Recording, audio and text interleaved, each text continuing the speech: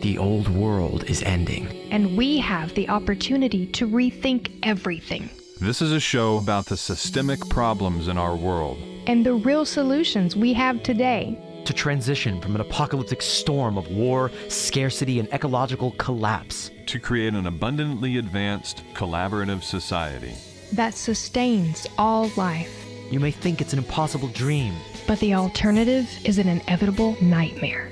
We're your hosts, Matt Holton, Amanda Smith, and Zachary Marlowe.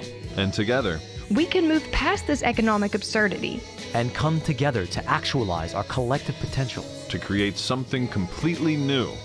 We are Moneyless Society.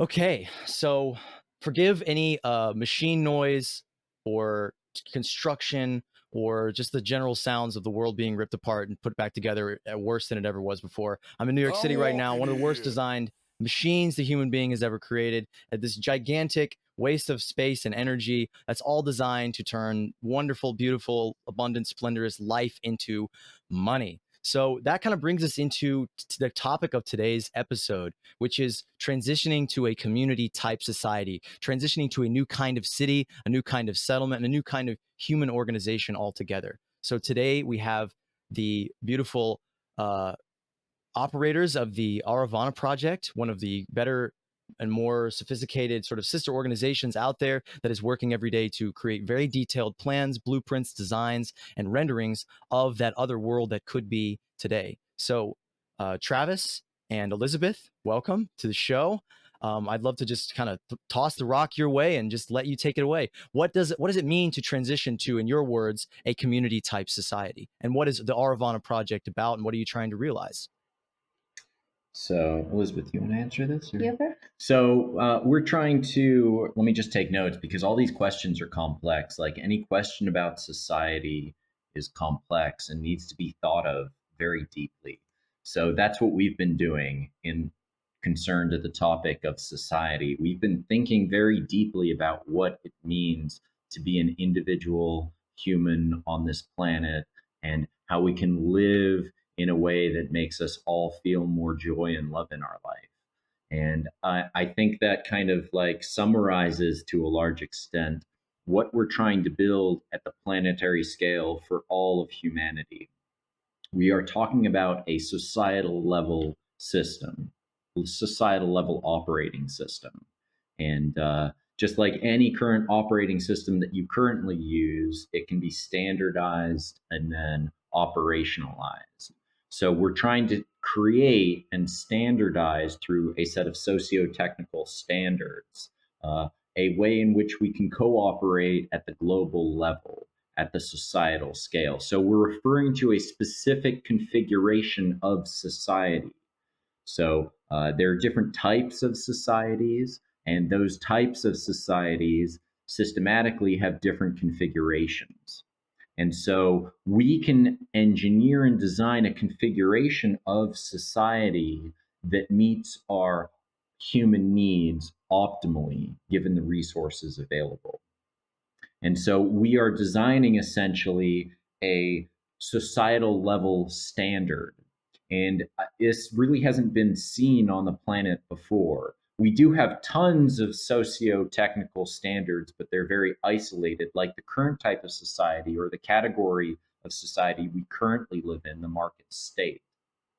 And so, like the market state, the standards that arise under market state conditions are very disunified.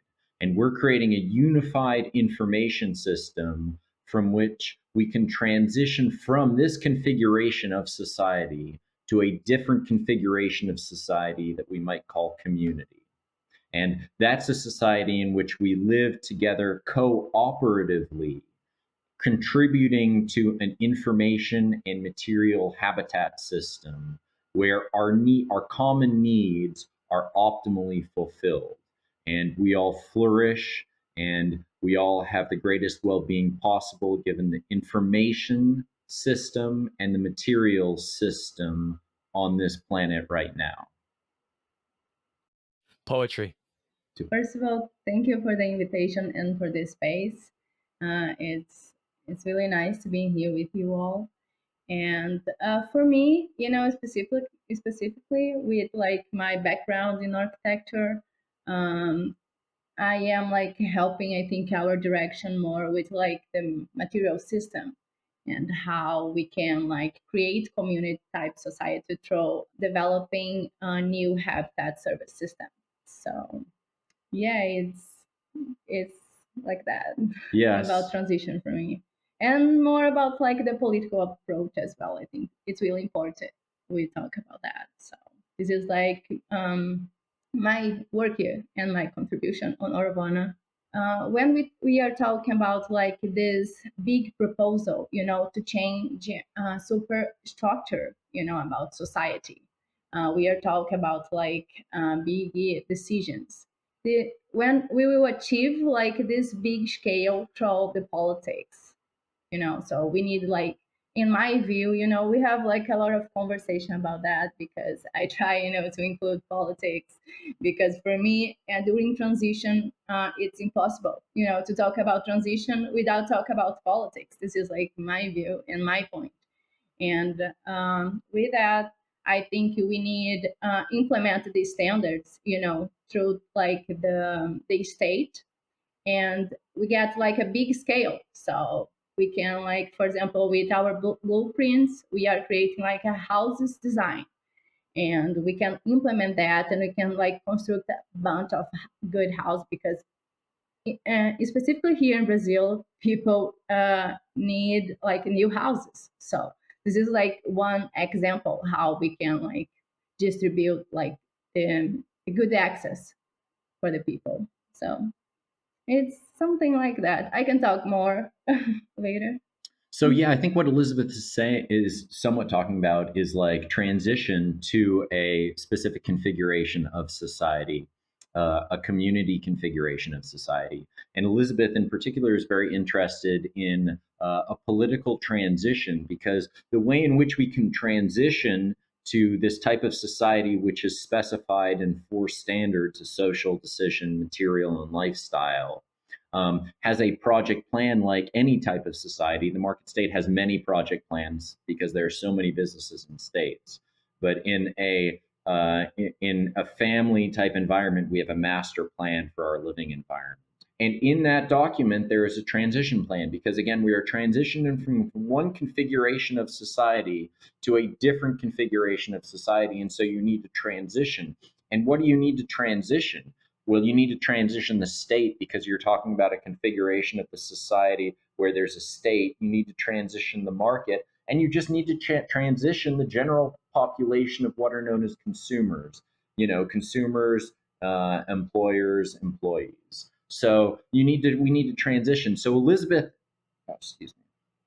So Elizabeth is very interested in politics, and essentially transitioning that state environment by having states adopt a different, along with all the standards that they adopt for social and technological uh, uh, developments, they can adopt a set of standards for community.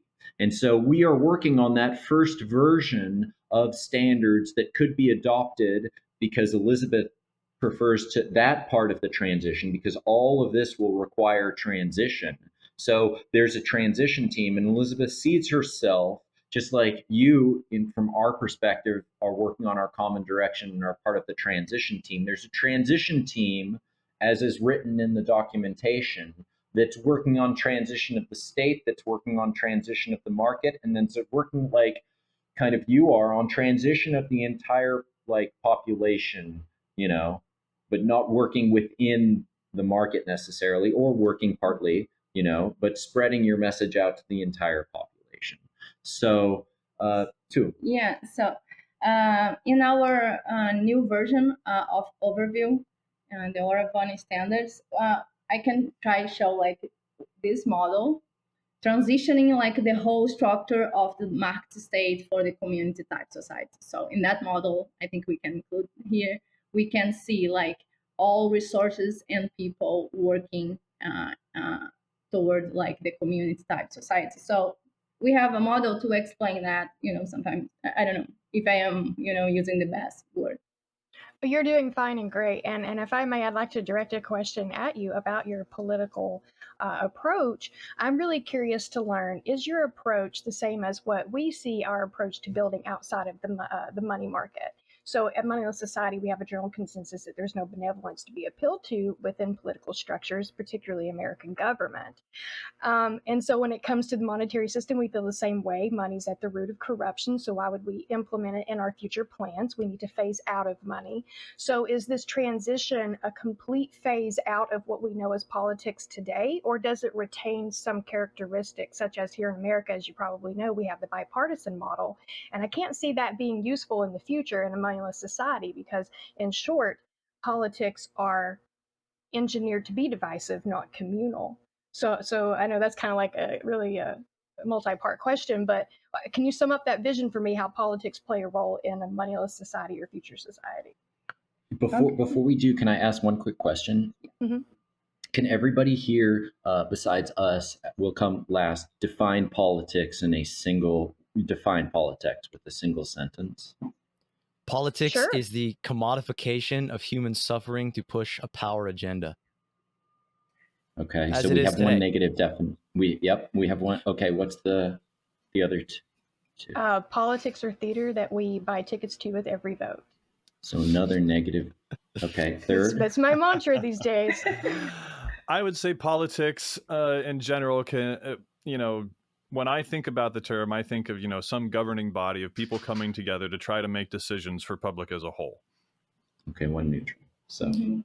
And what about you? Oh, me? I don't know.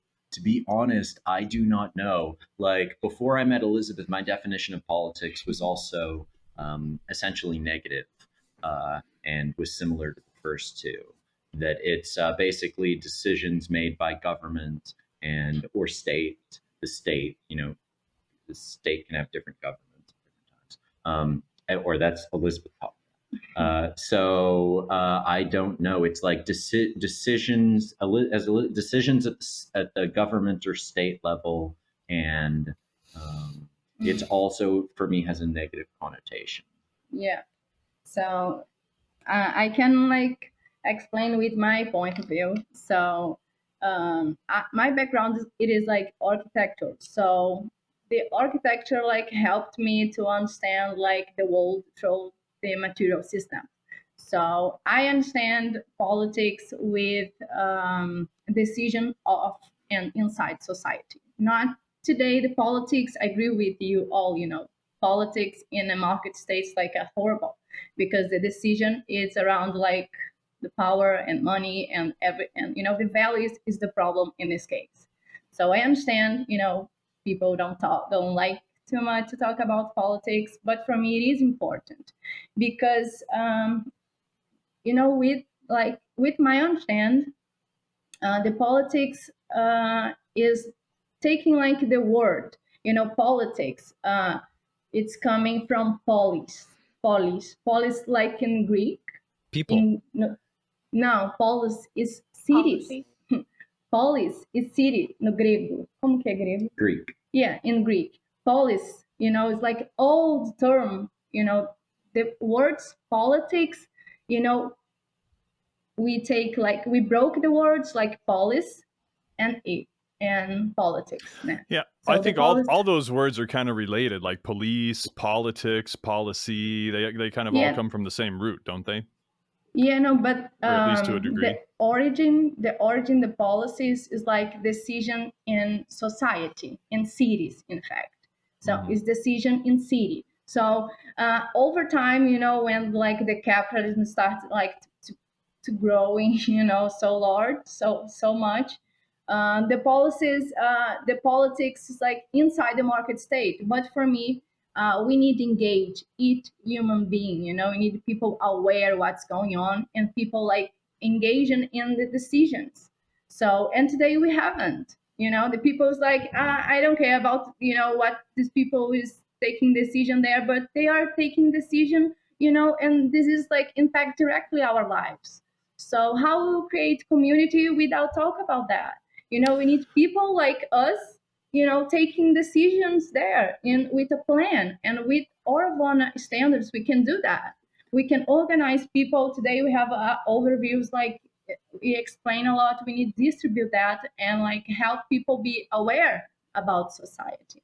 In any case, what we were saying about the whole politics thing, I tend to kind of look at it more as a neutral thing. I think probably kind of agreeing a little bit more with you, because I see politics kind of everywhere in life in a lot of different forms and fashions. I mean, even within our own group, within Moneyless Society, I mean, there's kind of, somewhat of politics in there. We have people that are behind the scenes that are, communicating and making agreements and, branching out and networking with other people. And I mean, even that could be considered, somewhat of a form of politics, because I mean, we have to make decisions that are going to affect other people and other things that are outside of our group. And and the more in my opinion, the more people that can be involved with that process, and in a way that facilitates education and kind of grouping decisions together, like getting people to come together on the same page and making decisions, commutatively or cooperatively. And that to me is politics also, and it can happen in a variety of ways.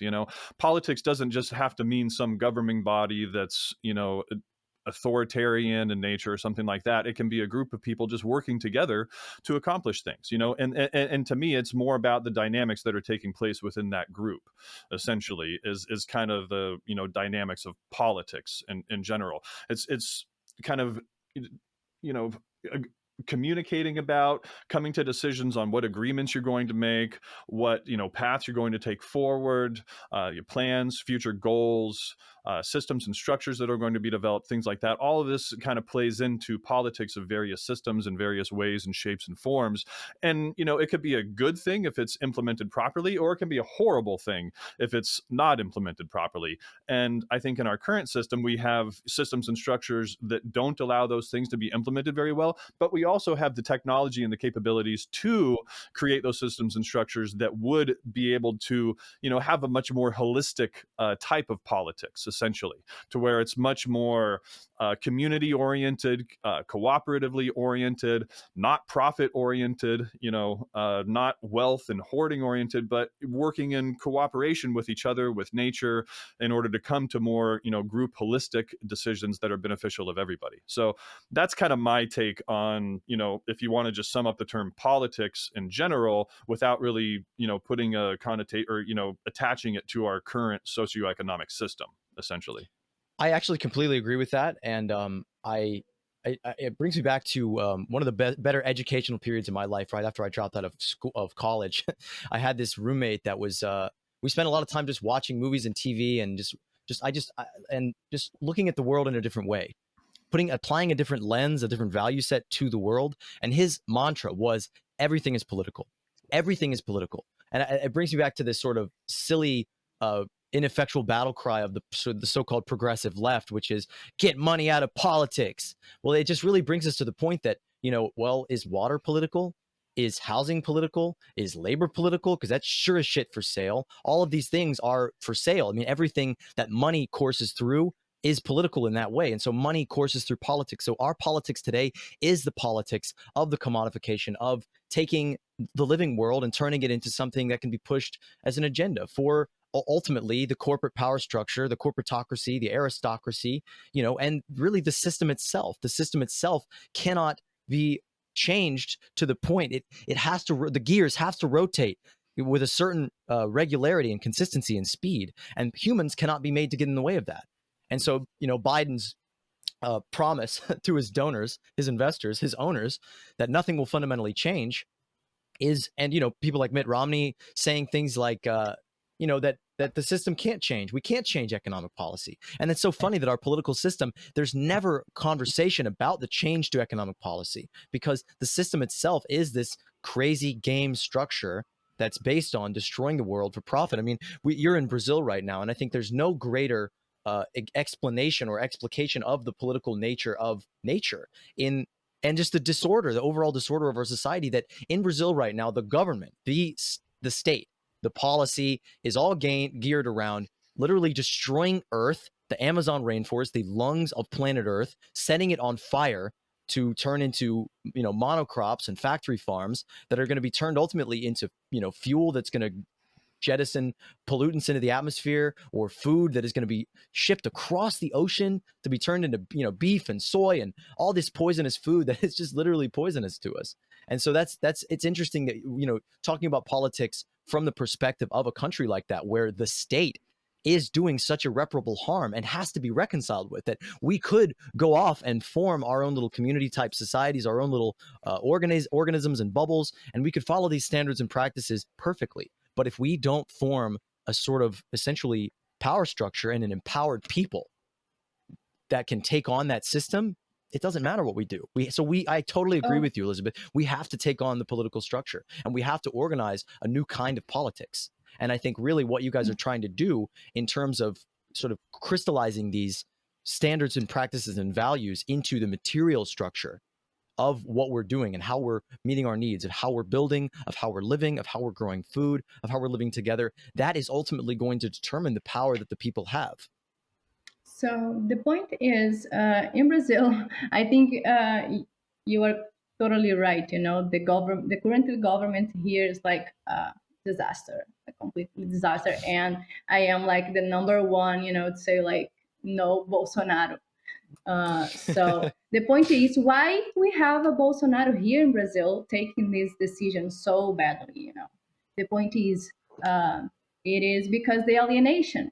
People here is like totally ignorant, totally. So they don't they can be manipulated really easily. Like the same thing happened in U.S. with Trump. With fake news and this stuff. So today we have a Bolsonaro here because they have power and money behind him, to invest, to put this guy there. And my point is a transition. So these guys currently like in the power today, they can to help us somehow, to arrive in communities, somehow, or they can like not help us. So this current government in Brazil is like creating difficult time for us to create community. We are like far, farther with farther. Yeah, we are like farther than community with this government. With like 4 years, this crazy guy is taking bad decision. And not impact just badly in Brazil, but all world. So.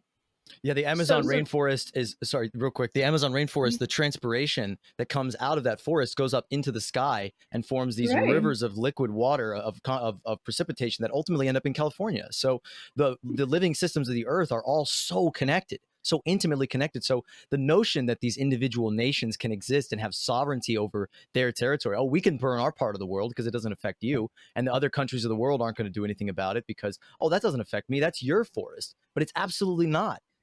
All the ecosystems of the world are completely interconnected. Right.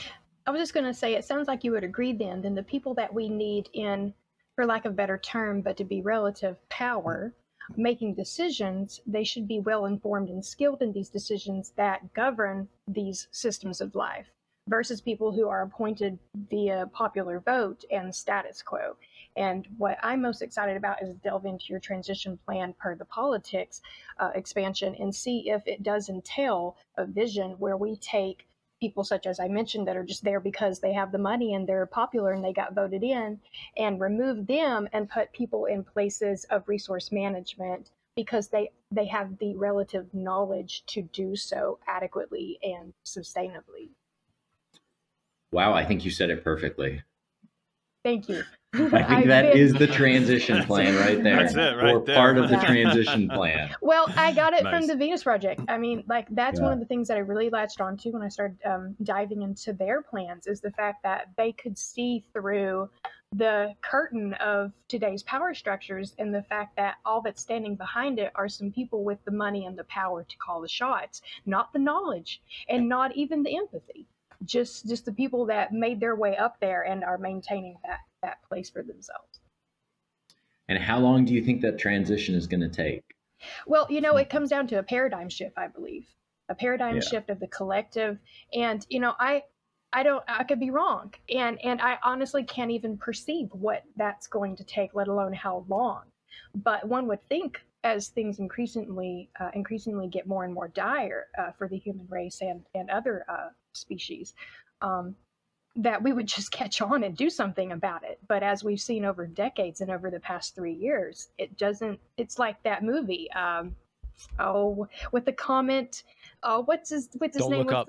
Yeah, don't look up. It is so incredibly accurate. The comet is climate change. The comet is the monetary economy. The comet is politics as we know it. So Yeah.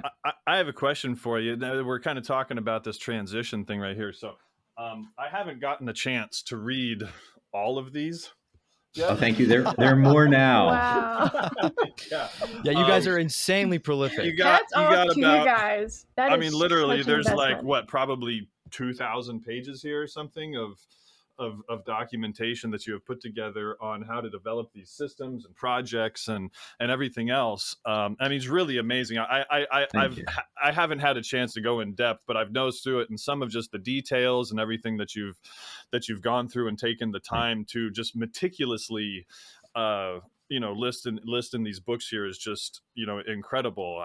I don't know how you found the time to really do all this. In my opinion, you've probably done more work to put this movement forward than damn near totally anybody agree. else. I mean, you Maybe made with the plan. exception of like Jacques Fresco or possibly Right. Peter Joseph, but that's about it. But Yeah. my transition plan was like 3 pages. Step 1, step 2, and yeah, step it's 3. like five steps and 3 pages.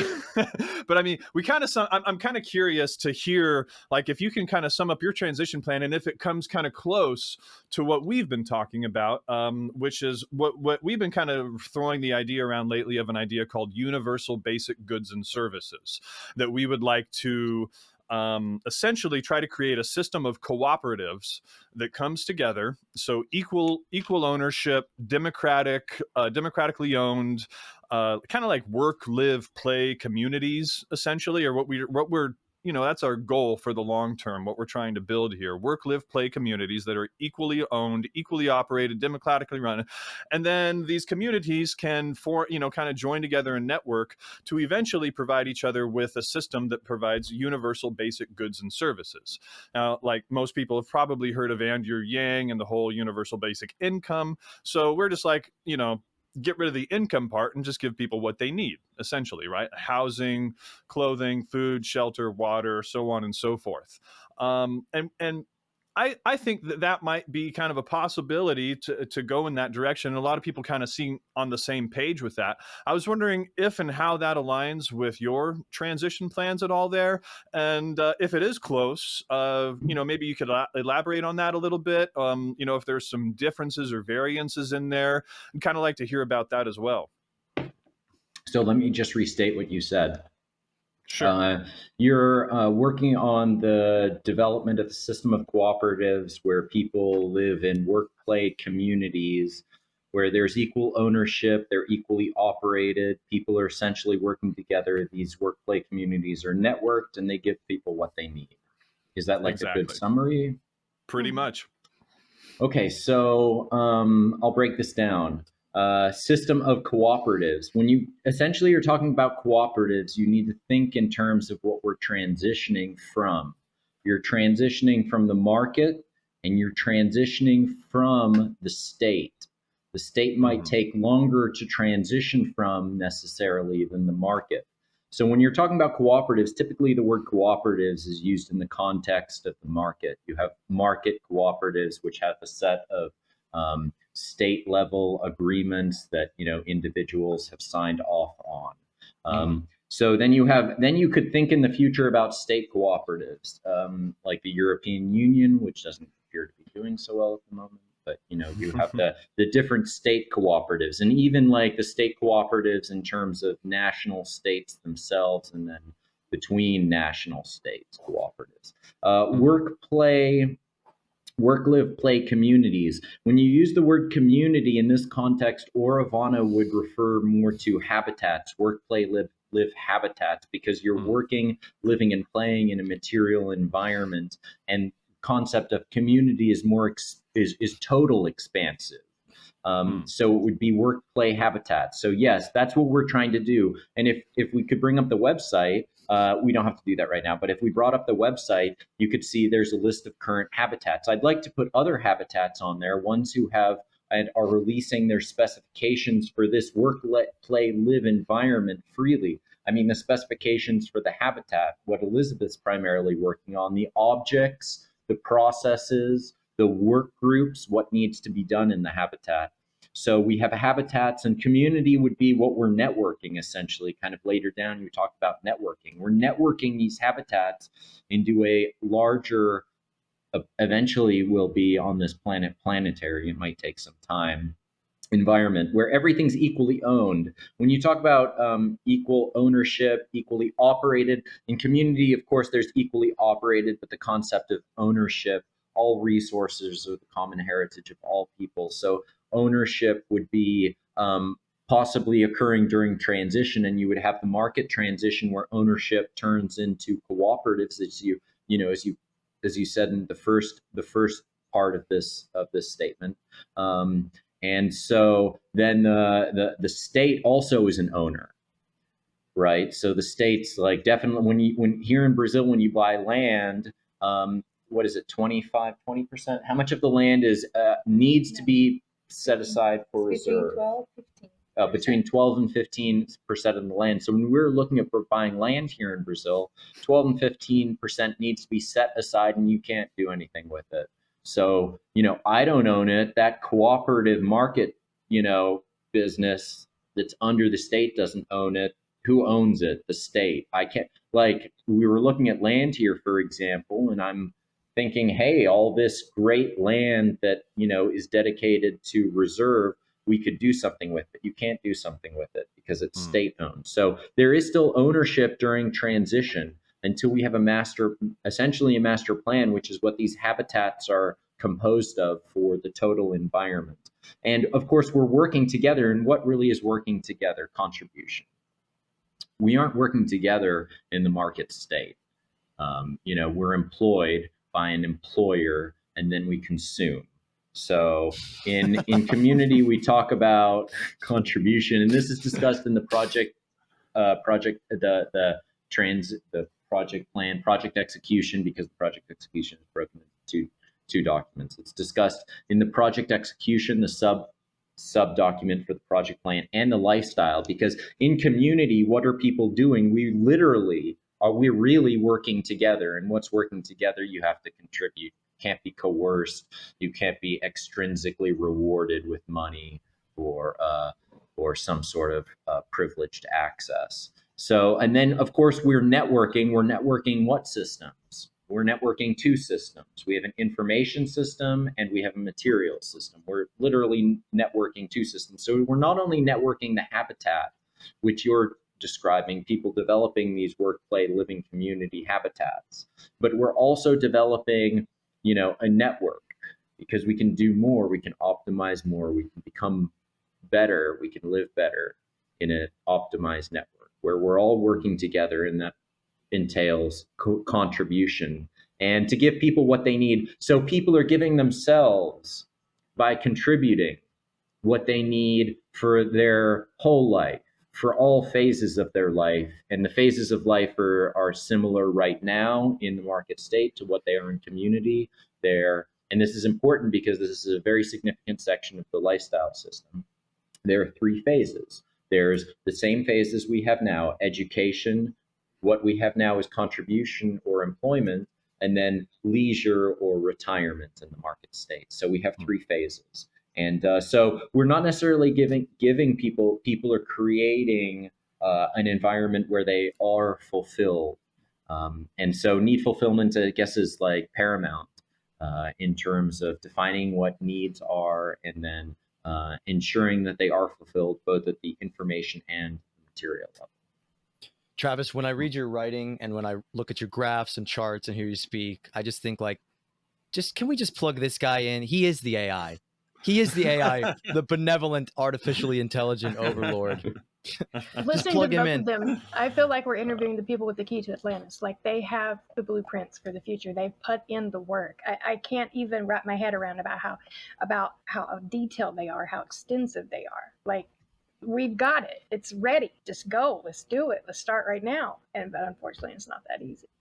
I was just going to say, sort of in reading your writings and delving into it, I love it. It's like pure poetry to me.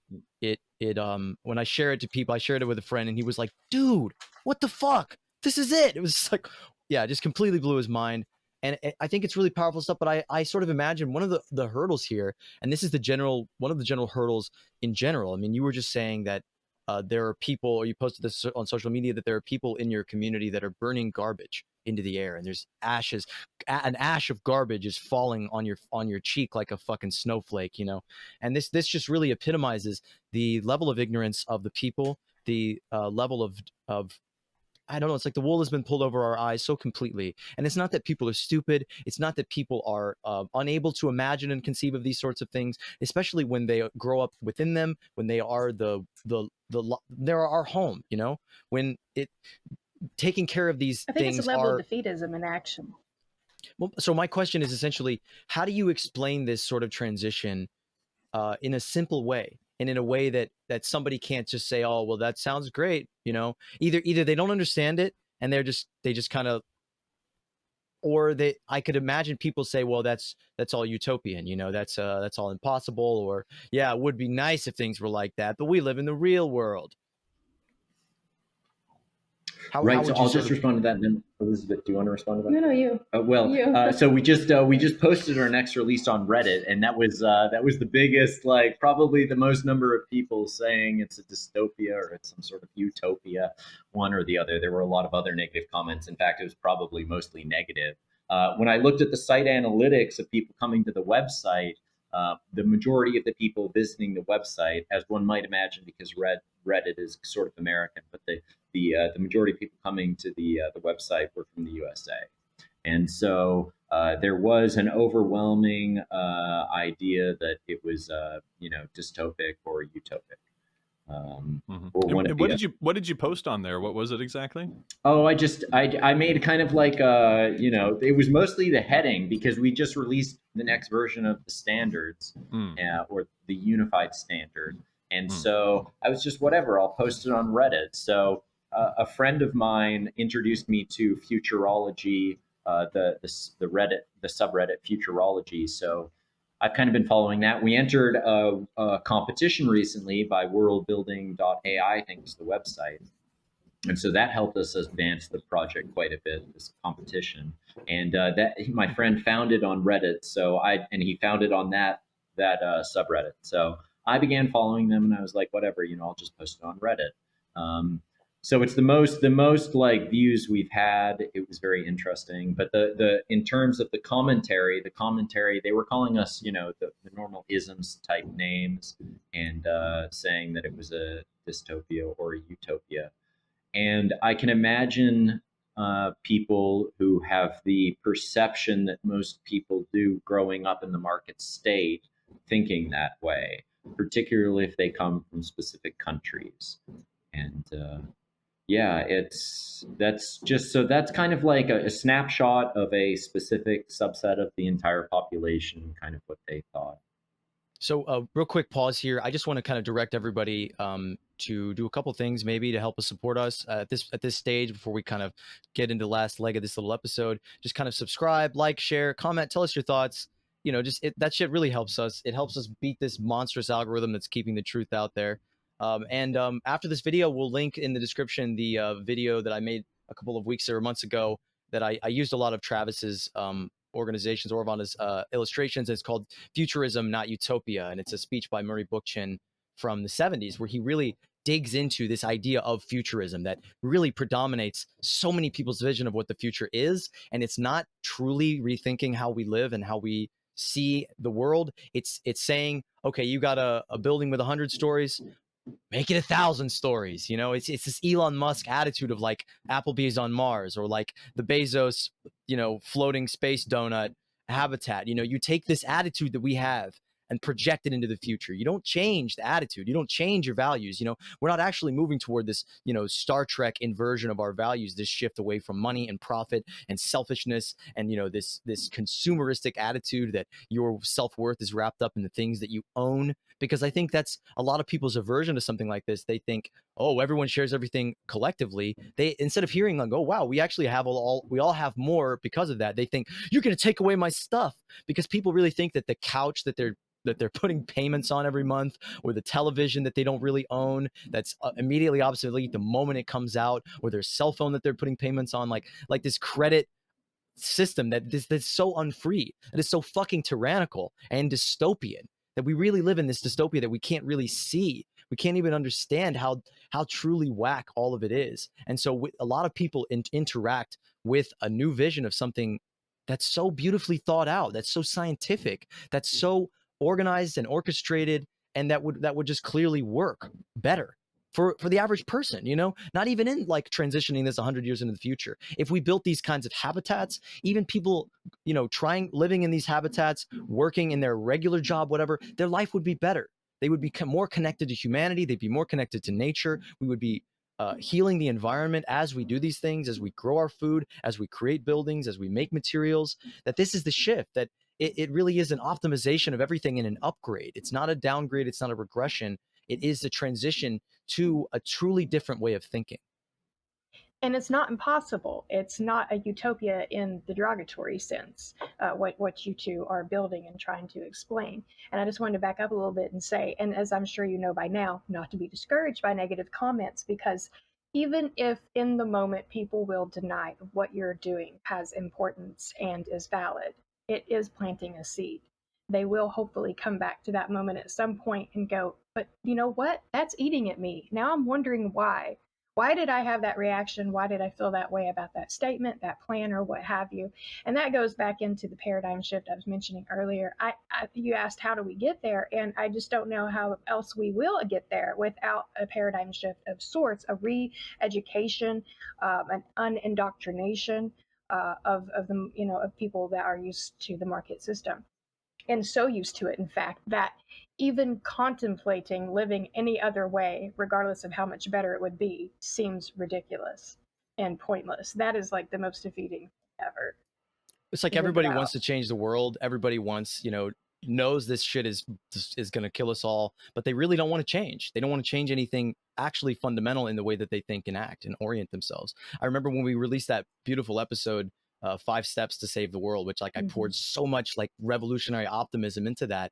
And I really felt like this is it. Like we've really articulated a big picture shift and an answer, that really fully being able to articulate like the transition to a resource-based economy, to a sensible, sane, ecologically balanced, liberatory system, that I really felt so powerful about that. And sharing it to people, I sent it to one person and it really it upset her.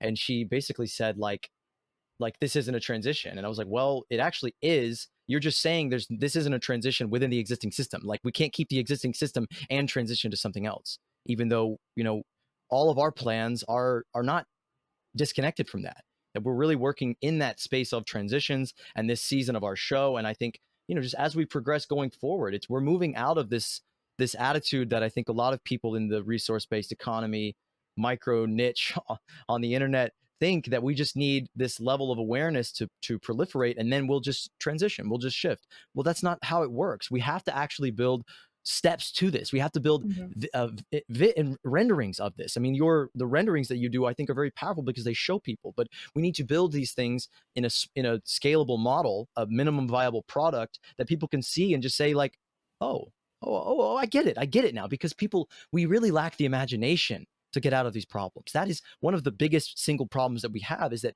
we're so stressed. We're so chained to the wage grind and to just the busyness of every day of like, oh, I got to go do this and I got to go do that. I got to pay my bills. And we really can't disconnect and really disassociate from this insane paradigm to, one, see how fucking silly and crazy it is, and two, to really imagine something else. Yeah.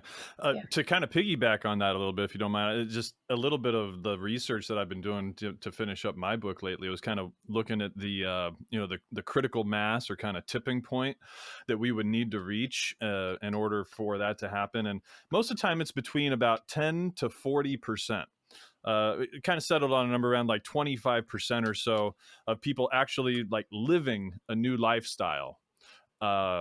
In order for it to really catch on, and then for it to become, an increased rate of adoption for people to actually start living that new lifestyle, for everybody to eventually transition.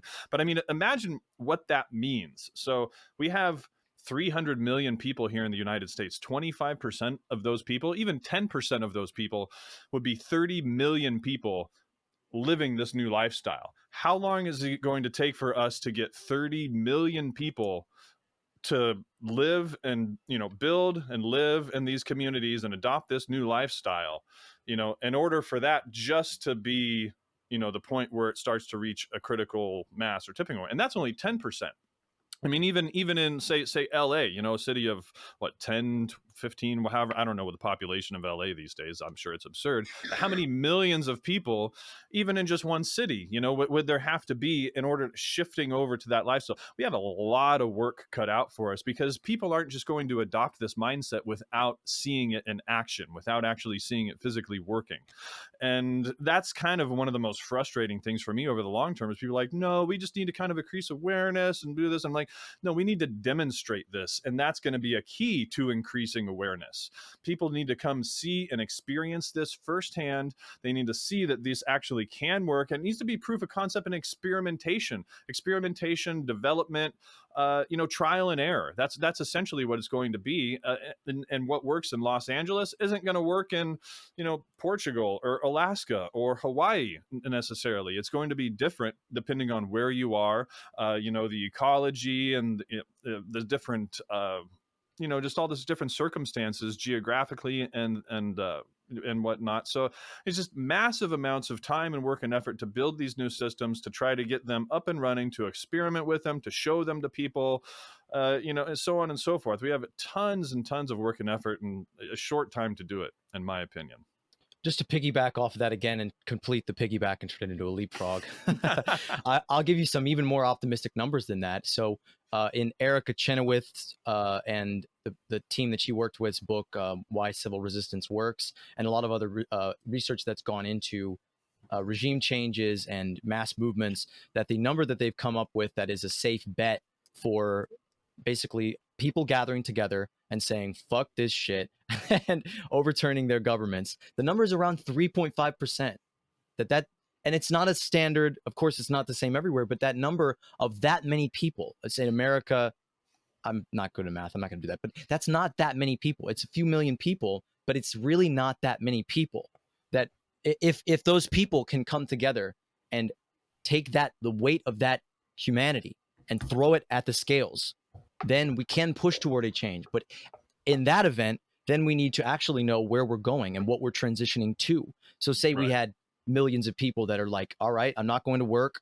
I'm not going to, participate in this system. I'm going to non-comply. I'm going to do this in an organized way. I'm going to basically take this to the doors of power, the halls of power. I'm going to rob the corporations of their ability to do what they do. And we're going to, basically say enough is enough. We're not going to continue throwing our bodies into this wheel that's killing the planet. We're going to stop what we're doing. If that happens, we still need a place to go. Yeah, and I then think the system collapses. and without a plan, it sure does. That's the problem. Sorry, Zach, go ahead. Well, that's also the problem with decoupling from fossil fuels, is that our whole economic system is a bubble in a bubble in a bubble, and it's all speculative. And so these shockwaves, sending these shockwaves through the system, reverberates into the imaginary structure of the market, of the money machine that has to grow exponentially, that if it contracts even a little bit, there's recession and depression and unemployment and millions of people losing their jobs and their lives. And so I think a big part of that, of getting people to transition out of that sustainably, is to create these islands of sustainability and wellness, these little garden cities where people can actually transition out of the system without the ground falling out from under them, without this being some big chaotic thing. We can, one, model change, show people, look, this is a small scale version of what we need to do across the board. We can do it. Look, it works. People aren't lazy. Basically, the problem is, and the problem in all areas, is that we are completely wired into this insane, I'd call it a survival trip, but it's really more of like a death drive. We're stuck into this death drive of the speculative economy. We have this parasitic relationship between states and markets where they are completely, codependently, parasitically connected, and it's hard to transition. It's hard to decouple. So yeah, I mean, it's that there's just a lot of questions overall that are scary to people, and that it doesn't seem like there's a lot of hope to do that. And it's like when I read and engage with what people like you're doing, or when I look at like things like the Venus Project or other system designs like this, it's like, okay, it's not that complicated. These are all physics problems. Even issues of climate change that seem really scary and existential are problems of physics and engineering to a degree. They're problems of restoring ecology. It's possible to fix these things. It's possible to create technologies in ways that are not extractive, that it can actually regenerate. It's possible to do all of these things. That's not the real scary thing. That's not really the question. The question is, how do we get out of this abusive relationship? How do we, wean ourselves off of this? What's the methadone to the heroin or crack cocaine that is capitalism? Like, where do we fucking, I think Amanda had a question too. I don't know. I don't have answers there. That's kind of like a viewer at home. That's up to you, really. Yeah, well, my question just piggybacks off of what you're saying, and essentially I want to know if like, let's say everybody just all of a sudden agreed, yeah, this is the plan, this is what we need to be doing, Auravana, pick it up and run with it. Would you say your plans are ready to implement, and how would we begin? What would be the first step? Yeah, so the documentation we're working on, like all documentation towards socio-technical standards in the world, is living. So, and as one of the developers, I would probably always say, oh, well, we need to continue developing, and it's not ready yet, because at least at the present point in time, from a developer standpoint, my perspective would be that it's not ready. Elizabeth and I are trying to think about implementing this, because from the operational perspective, I do think it's ready. In community, there is the operation of essentially two teams, and then transitioning to community, there's the operation of a third team, a transition team, like you are on right now and we are on right now, working toward our common direction. But in community, there are two essential teams. There are people working in the information system or on the information system, and there are people working in locally customized habitats. And so we have if you're thinking about building the house, we have the architecture. We have the vision, we have the direction, we have if you're looking at it like we're engineering a different type of society. First, you have the vision, you have the drawings, and then you begin filling everything in. So you begin filling in the water system. You begin filling in all these subsystems of the habitat. I can tell you what the documentation is missing, but I can also tell you that it is possible to begin transitioning, because we now know what we are transitioning to. So I started this project because I was I found out about the Venus Project, and the Zeitgeist movement sort of introduced me more greatly to these ideas, which I've kind of had for a while. And so I began pursuing. One of my graduate degrees is in essentially developing better educational environments, and I was planning, when I first began this project, to develop an educational institution where I could work on the curriculum, the learning system, and essentially provide that as part of this educational, organization. And so That's I began exciting. looking at. Sorry, what? I was going to say, that's exciting. I had a similar idea not long ago. I was telling our volunteer teams, I said, I feel like just dropping everything in my life and writing curriculum about how to start transitioning, starting from the point of just educating people on how to meet their basic needs, because that's what our system doesn't do. But go on, I'm sorry. No worries. But yes, that's exactly what our system doesn't do efficiently. And because of that inefficiency, there's unnecessary suffering. So I was thinking about develop, and I began looking around at all the information that was out there. And I wasn't looking a lot at the socialist communist information.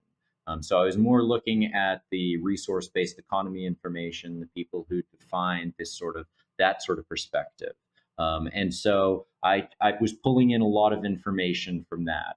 And I found that I couldn't develop the curriculum because I had been promoting this direction, resource-based economy, yeah, that's really the language I was using, an abundance-based economy, a post-scarcity, whatever. I was promoting this, and then I began working on the curriculum, and I found out I didn't understand it. I couldn't visualize, I couldn't engineer, I couldn't architect the system. I couldn't develop the curriculum. Was it because there didn't So seem to be a transitionary step? Because that's always been my perspective, and I think that you guys obviously are offering up the missing piece of the puzzle. yes, that too, but there weren't the standards out there for the concept of operation and the actual operation of the system itself.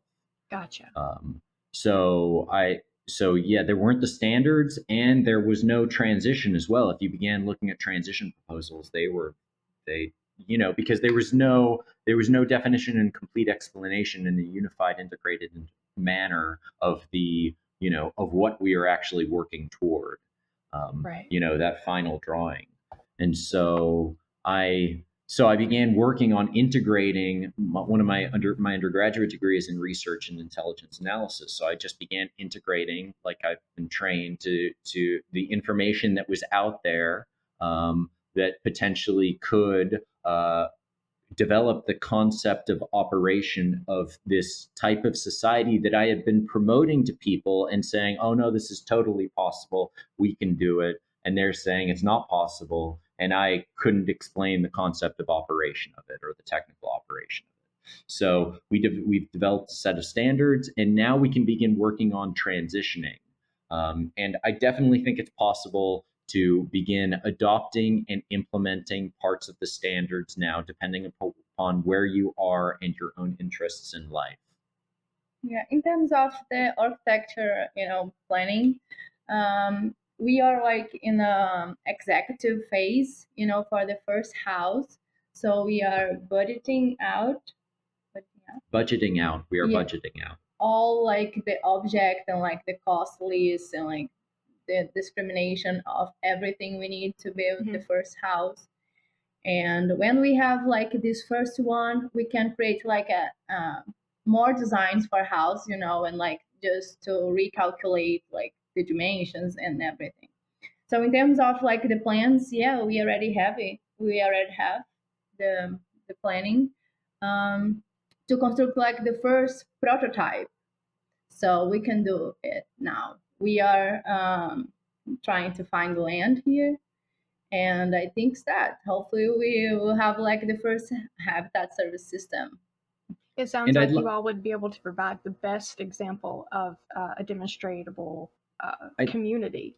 Yeah, I'd like to add to that. So we're just working on one version, or one potential configuration. There are a lot of other people out there working on other configurations of these habitats, and essentially we're talking about an environment that produces some sort of an abundance of food, fuel, and fiber. And in that habitat, in that environment, people don't need to live with money, and that habitat is part of a standard. And that standard, that primary standard is the material system, and that habitat is essentially described and drawn, and you have all the objects listed, you have all the processes listed, you have everything listed, so you can begin doing calculation. Because again, to live in community, you have a model, and information needs to feed into that model. And from that model, we live in an operational environment like Elizabeth is currently developing. And that material habitat environment that we live in has objects, processes, and we do the drawings, we do the simulation, and the way in which people are going to come to a greater understanding of this in the future, if they don't read the documentation or they don't, like us, have some sort of we just kind of, for some of us, we just kind of see it and we understand that that's kind of the way will live in the future. But a lot of people, it's very difficult right now. And so we can present an operating virtual simulated in the future, or someone will, if not us, our project, an open source virtual simulation, like using the sort of architecture that Elizabeth is working, or any person is working. And so you can see the objects list, you can see the processes list, you can see the work that needs to be done, you can see the entire system, you can see all the material, you can see everything. And then you can see it operating transparently. And that will not only be, there are many organizations probably that are out there doing that, but they are not sharing their information. So if these eco villages or habitats want to begin operating in community and aligning with standards in which the project execution, actually one section of the project execution describes alignment with the standards, then they're sharing their information system at a global level so that we can all duplicate that. So it's not so a lot of people are working on these habitats. And go ahead. There's this lack of like interconnection and solidarity between peoples. I'm of this I'm of the belief that there are enough people, we don't no longer have the excuse, oh, not enough people get it, not enough people understand. Enough people get it, and there are avenues of transition, there are pathways, there are solutions in the world today. They're just not, as William Gibson said, the future is now, it's just not evenly distributed. And I think that's true in a dystopian sense too of climate change, where we're experiencing global catastrophe, birds falling out of the sky in India, wildfires, droughts. All of these things are happening in the world right now. We don't, maybe they're not happening right where you see them, but they're happening. In the same way, this oasisification of Earth, of the human habitat, is happening in eco villages, in organizations and communities. A lot of them are not aligned to that final piece of the puzzle, though, in getting out of the profit parasite, in moving away from this, fundamentally anti-ecological system of me first, not you, not us. They don't really recognize the interconnection, and they're trying to push their version of something that they can then sell, or that they can just keep as their own, so that they have this competitive edge, where we really fundamentally need to move beyond that. And so, yeah, there's always so many questions that come up when we talk about these things. When the more clear it gets, the more questions there are. And I think that's a good thing, because it shows that we're not trying to create utopia in that there is some place that's perfect, that's always there. As Jacques said, utopia is dangerous, because the cities he designed would be straitjackets to the kids of the future, because we need to create something that's perpetually changing. My question for you that I wanted to ask, I'm sorry I got off on another tangent there, I don't know, I got some pent up need to express myself or something, was how do we or are you planning on taking all this information and data and all these standards and practices and actually creating an open source system, a digital system that can integrate all this information into a platform that isn't so hard for a human being to calculate? Because I personally struggle when I read your shit to just hold it all in my head,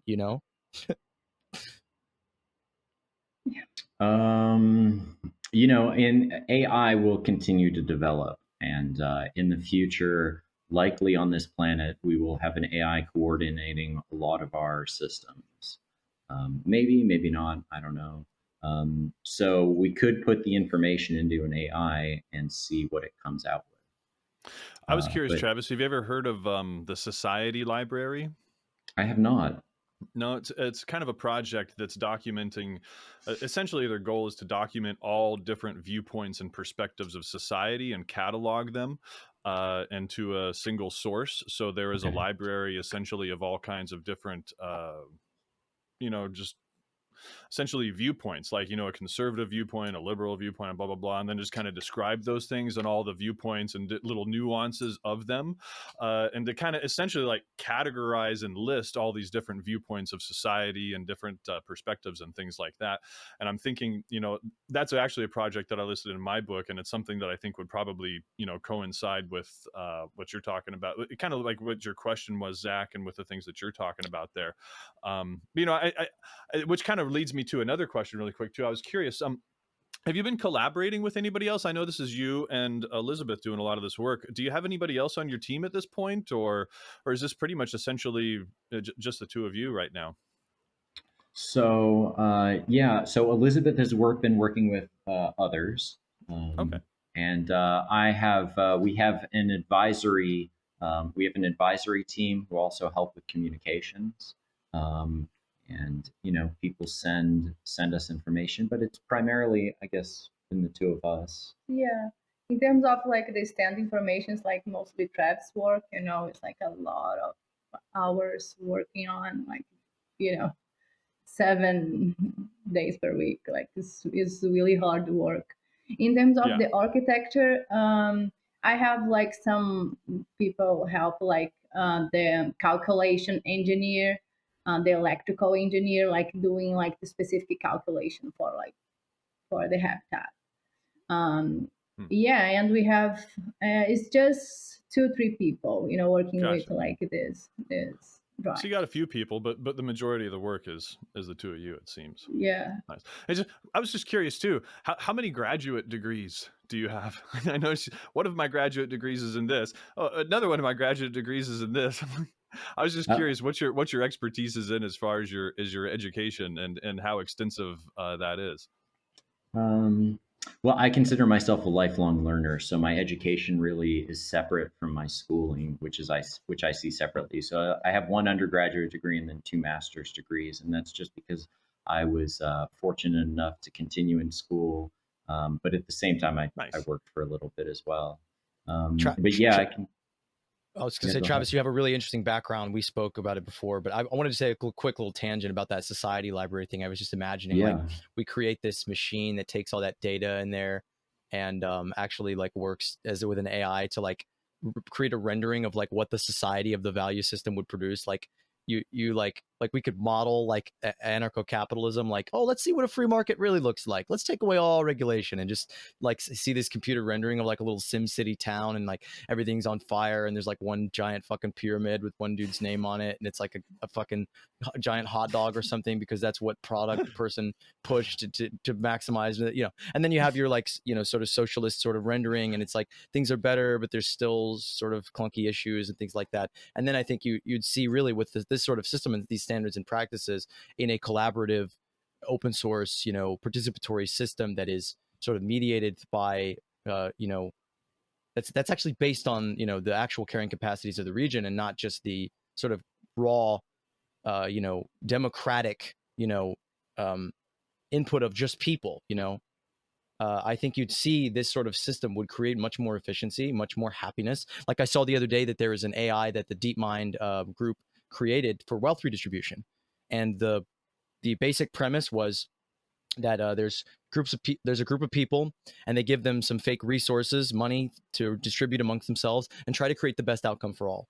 And then they do the same thing with an AI that distributes it for them. And they found that the AI was able to create an outcome that worked better for all people. And they called it a value alignment, basically, that there's a value alignment within AI that the current value alignment is based on profit. I mean, if we look at social media algorithms as the sort of most dominant AIs in our world today, or whatever those logistics and things like that systems of corporations are.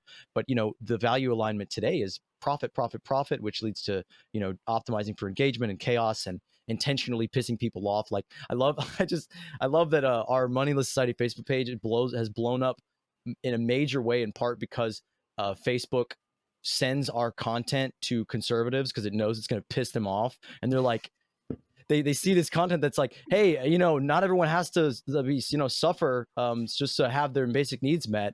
And we can actually all have a little high standard of living without destroying our world. And they're like, fuck you, this is bullshit, you're a communist. And their commenting on that is like the only thing that could actually help us. So keep doing it. Keep talking shit, and talk shit in the comments if you feel like, we're full of shit and we're space communists or whatever. But yeah, I just wanted to kind of like bring things full circle here, wrap things around. So like, I love it. I love the vibe. I really advise all the people watching and listening to this to just dip your head into the space of Auravana, go into that world of the standards and practices and socio-technical standards, step out of this ideology, this naivete of all these missing steps in our thinking, No matter what your perspective is, there's holes and flaws and steps missing in our platform of how to get there, how to build a world. But I think really this line of thinking, this train of thought, is really what's going to get us somewhere that not only gets us there, but lasts, that is really sustainable, that is really thought out and beautiful and intentional. And like I say, this, when you speak and when I read your thing, your writings, it's like poetry to me, because it's purely efficient communication that evokes something that is so beautiful, that is so benevolent, that could save lives, that can increase creativity and innovation and all the things that make life good. That these systems and standards and practices, these socio-technical standards, this way of thinking about our world, and that we are products of our environment, and that if we alter our environment and change it and design it into something that automatically creates good for us, then that's the train of thought. That's the I'm losing steam here, because I'm just pissed off that I'm not in that world right now. That we have to unpack it so much, because it's so unintuitive, this way of living. That you look at indigenous peoples and they have this value system, and they don't need 20,000 pages of data to express it. They have a system that works, and they do it. And it seems complicated when you dip your head into it, but once it's in place, once it's a part of your daily life, once the maintenance of socio-technical standards is as embedded in daily life as wiping your ass and doing your dishes, then I think we're really, these systems, we will collectively, together, collaboratively, work to realize them. So my final sort of question for you is, and I'm going to make this a presumptuous question, because I want you to give us the goods as we leave here. How do we transition? What's the next step? Where do we go from here? Make us popular. I mean, that's what it's on. We're working on in it. my mind. We're trying. We just need to spread them as far and wide. Make as us all possibly popular. That's our goal, definitely. Right, because we need. Yeah, go ahead. Sorry. No, I was just gonna say, if anybody wants to learn more and really dive in deep, get your books too, because these things are just, solid documentations of the processes and systems and everything that will need to be implemented. And if anybody's really interested in diving into the details, Travis here has worked out a lot of those details, and he will continue to do so. And just amazing, fabulous work. Thank you. Yeah, you rock. Just a pure affirmation. So I can try answer this question in terms of the next step of transition. So I think we need to talk with people, doing this work, communicating people and informing people. We have this material, we have these standards, we have this drawing and this detail and this model to construct a better society for all of us.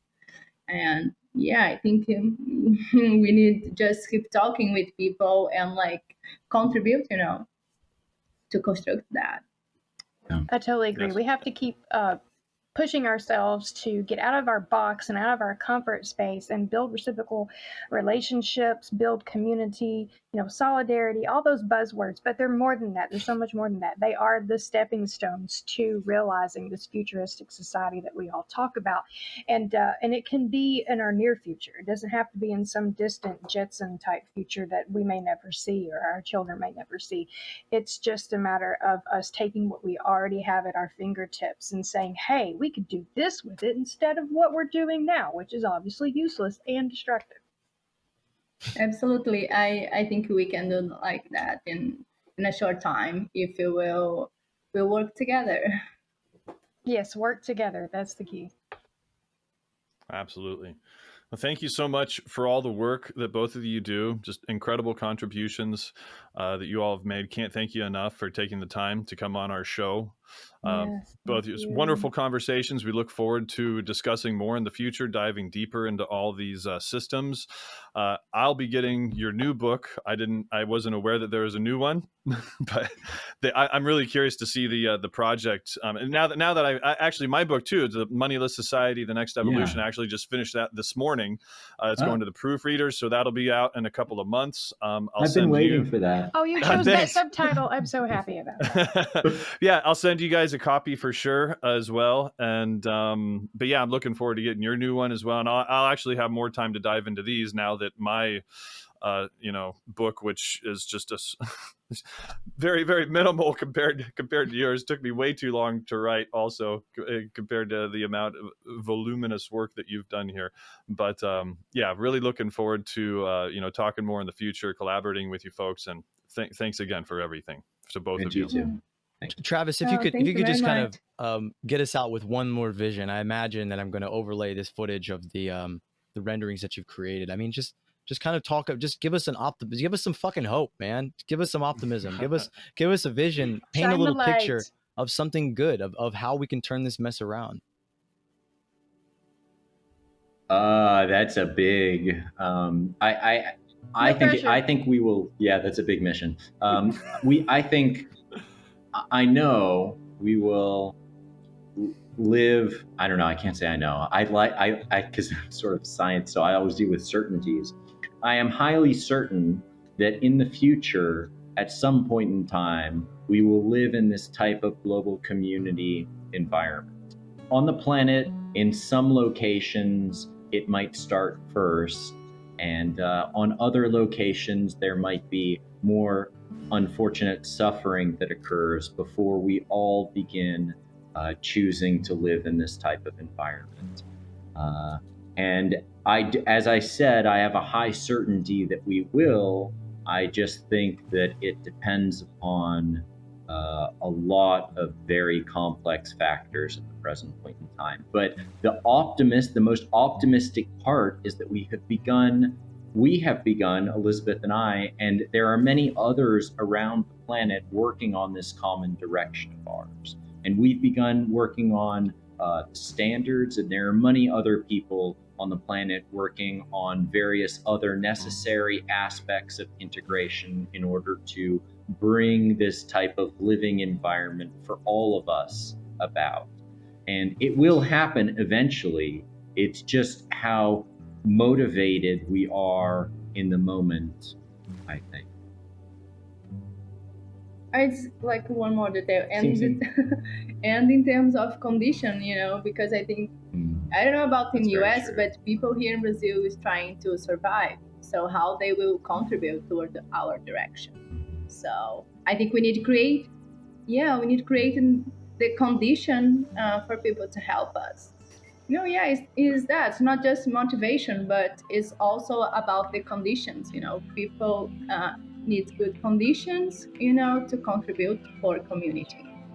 If we're not struggling to survive, if we're not spending all of our energy on just trying to survive, then we can begin to learn what it is to thrive. We can create those conditions. But it's such a double-edged sword because we need that energy and that space to create those conditions. And we need those conditions to condition us to create those conditions. Yeah. It's true. Well, hopefully one of these days we can create those conditions to help us create those conditions. And I see connecting with people like yourselves as this society, as the Moneyless Society. We are creating that, and a society is a group of people aligning themselves to, creating an environment, a habitat, a community that serves them all collectively. And that's not something that we have on this planet today. We have the opposite of society. We have, pyramidal structures filling up like a tick with blood that will explode and kill us all. And we don't have to live like this. We can choose to do things intentionally.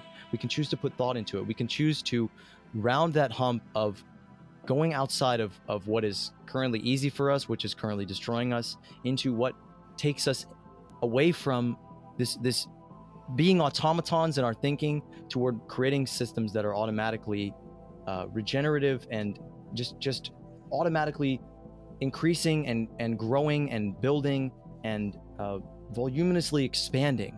And I think that I have hope and optimism in talking to people like yourselves that even as the systems of the world, the political systems are just going in the wrong directions, I think that there's only so long that these ideas can be ignored. And I think that as things start to really crack up, people like us will have our moment. I can only hope and be the most vociferous advocate of that. I can only speak up and try to connect more and just try to bring these people together. And yeah, it gives me great hope to do that. That no matter what happens, we have this sort of growing family, this growing society, this growing world to transition to.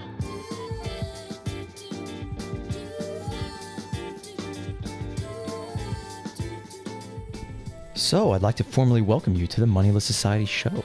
Please subscribe and hit the bell because we'll be releasing episodes like this every week while still uploading them to the audio platforms, as well as putting out video content and clips from the film I've been shooting all over the country. We have a great season lined up and have already shot some real banger episodes, which we'll be releasing early in audio form for our patrons.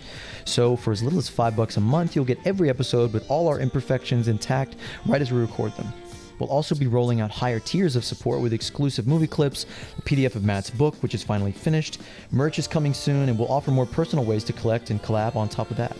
We're working hard every single day, putting all of our energy and effort into this totally grassroots, totally self-supported movement. We're blowing up every social media platform with the dankest memes from all the dark corners of the web. We're creating our own media. We're growing a thriving online community that'll eventually work to make into real communities through the nonprofit that's bringing this all together into a real organization and grassroots movement to help people, to build the change.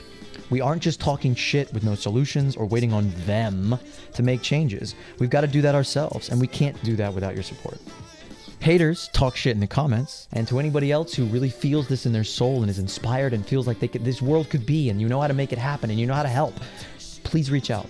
We need all the help we can get, and we are all we've got. We're the ones we've been waiting for. Come on, people, we've got a whole world to recreate, so let's get to work. I love every single one of you. Over and out. Losing the truth to a violent lie. Face change cooking in the pressure.